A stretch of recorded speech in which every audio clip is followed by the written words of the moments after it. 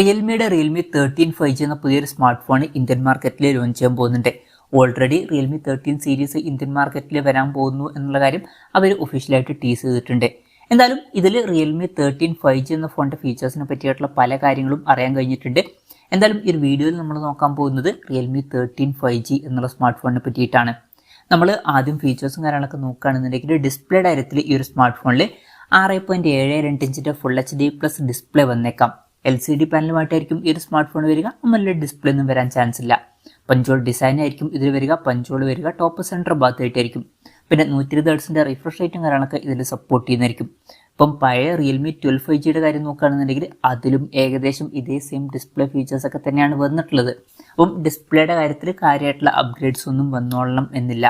പിന്നെ side mounted finger print സെൻസറും കാര്യങ്ങളൊക്കെ ഈ ഫോണിൽ വരുന്നതായിരിക്കും. പ്രോസസ്സറിന്റെ കാര്യം പറയുകയാണെന്നുണ്ടെങ്കിൽ ഗീക്ബെഞ്ച് സൈറ്റിലൊക്കെ ഇപ്പോൾ ഈ ഫോണിൽ ലിസ്റ്റ് ചെയ്തിട്ടുണ്ട്. ഗീക്ബെഞ്ച് സൈറ്റിൽ മീഡിയാടെക് Dimensity 6300 എന്ന പ്രോസസ്സറുമായിട്ടാണ് ഈ ഒരു സ്മാർട്ട് ഫോൺ ഇപ്പം ലിസ്റ്റ് ചെയ്തിരിക്കുന്നത്. പിന്നെ 5G സപ്പോർട്ടും കാര്യങ്ങളൊക്കെ ഇതിൽ വരുന്നതായിരിക്കും. അപ്പം റിയൽമി 12 5Gയിൽ മീഡിയാടെക് Dimensity 6100 പ്ലസ് എന്ന പ്രോസസ്സറാണ് വന്നിട്ടുള്ളത്. അപ്പം അതിൽ നിന്ന് ഇത് ചെറിയൊരു അപ്ഗ്രേഡ് ഒക്കെ ആയിരിക്കും. പിന്നെ ഈ ഒരു ഫോണിന്റെ 6GB Ram വെർഷനും 8GB Ram വെർഷനും 12GB Ram വെർഷനും അതുപോലെ തന്നെ 16GB റാം വെർഷനും വന്നേക്കാം എന്നാണ് ഇപ്പോഴുള്ള റിപ്പോർട്ടുകൾ പറയുന്നത്. പിന്നെ ഇന്റേണലിന്റെ കാര്യത്തിൽ 128GB ഇന്റേണൽ വെർഷനും 256GB ഇന്റേണൽ വെർഷനും 512GB ഇന്റേണൽ വെർഷനും അതുപോലെ തന്നെ 1TB ഇന്റേണൽ വെർഷനൊക്കെ വന്നേക്കാം.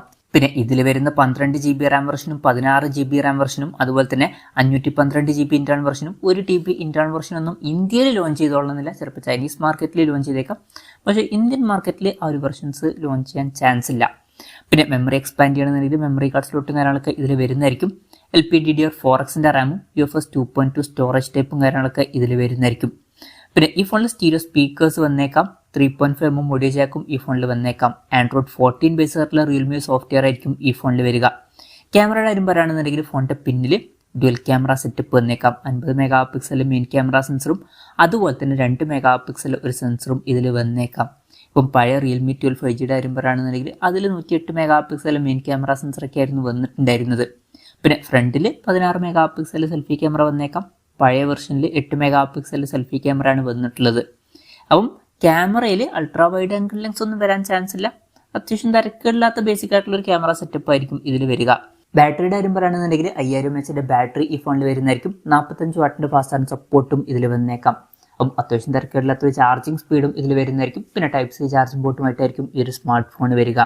പിന്നെ പഴയ റിയൽമി 12 5G എന്ന സ്മാർട്ട് ഫോണിലും ഏകദേശം ഇതേ ബാറ്ററി സെറ്റപ്പ് തന്നെയാണ് വന്നിട്ടുള്ളത്. ബാറ്ററിയുടെ കാര്യത്തിൽ കാര്യമായിട്ടുള്ള അപ്ഗ്രേഡ്സ് വന്നോളണം എന്നില്ല.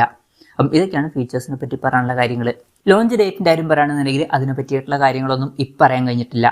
ഇന്ത്യയിൽ ഈ ഫോൺ ലോഞ്ച് ചെയ്യുമെന്നുള്ള കാര്യം ഒഫീഷ്യലായിട്ട് അവർ ടീസ് ചെയ്തിട്ടുണ്ട്. അപ്പം അടുത്തന്നെ ഈ ഫോൺ ലോഞ്ച് ചെയ്തേക്കാം. എന്തായാലും ലോഞ്ച് ഡേറ്റിനെ പറ്റിയിട്ടുള്ള ന്യൂസുകളൊക്കെ വരുമ്പോൾ അതിനെ പറ്റിയിട്ടുള്ള വീഡിയോസൊക്കെ നമ്മൾ ചെയ്യുന്നതായിരിക്കും. അപ്പം അതുപോലുള്ള വീഡിയോസ് കാണാൻ താല്പര്യമുണ്ടെന്നുണ്ടെങ്കിൽ ഈ ചാനൽ സബ്സ്ക്രൈബ് ചെയ്യാവുന്നതാണ്. പിന്നെ വിലയുടെ കാര്യം പറയുകയാണെന്നുണ്ടെങ്കിൽ റിയൽമി 12 5G എന്ന സ്മാർട്ട് ഫോൺ 15000 രൂപ പ്രൈസ് റേഞ്ചിലൊക്കെ ആയിട്ടാണ് വന്നിട്ടുള്ളത്. പക്ഷേ ഈ ഒരു ഫോണിൻ്റെ വില അതിലും കുറയാൻ ചാൻസ് ഉണ്ട്. കാരണം ഇപ്പം റിയൽമി P1 അതുപോലെ തന്നെ Narzo 70 ഇതുപോലുള്ള സ്മാർട്ട് ഫോണുകളൊക്കെ പലപ്പോഴും 15000 രൂപ പ്രൈസ് റേഞ്ചിൽ കിട്ടാറുണ്ട്. അപ്പം അതിൽ ഇതിനേക്കാൾ ബെറ്റർ ആയിട്ടുള്ള ഫീച്ചേഴ്സ് ഒക്കെ വരുന്നുണ്ട്. അപ്പം അത് വെച്ച് നോക്കുമ്പം ഈ ഫോണിൻ്റെ വില അതിലും കുറയാനാണ് സാധ്യത. അപ്പം നമുക്ക് ഈ ഒരു സ്മാർട്ട് ഫോൺ 12000 13000 രൂപ പ്രൈസ് റേഞ്ചിലായിട്ട് എക്സ്പെക്ട് ചെയ്യാവുന്നതാണ്. കൺഫർമേഷൻസ് ഒന്നുമില്ല, ജസ്റ്റ് നമ്മുടെ എക്സ്പെക്ടേഷൻ പറഞ്ഞു എന്നേ ഉള്ളൂ. എന്തായാലും റിയൽമിയുടെ റിയൽമി 13 5G എന്ന പുതിയൊരു സ്മാർട്ട് ഫോൺ ഇന്ത്യൻ മാർക്കറ്റിൽ ലോഞ്ച് ചെയ്യാൻ പോകുന്നുണ്ട്. ഈ ഒരു ഫോണിനെ പറ്റിയിട്ടുള്ള നിങ്ങളുടെ അഭിപ്രായം ജസ്റ്റ് ഒന്ന് കമൻറ്റ് ചെയ്യുക. അതുപോലെ തന്നെ ഈ ഒരു സ്മാർട്ട് ഫോൺ ഇന്ത്യൻ മാർക്കറ്റിൽ നിങ്ങൾ ഏത് പ്രൈസിങ്ങിലാണ് എക്സ്പെക്ട് ചെയ്യുന്നത് എന്നുള്ള കാര്യം കൂടി ജസ്റ്റ് ഒന്ന് കമൻറ്റ് ചെയ്യുക.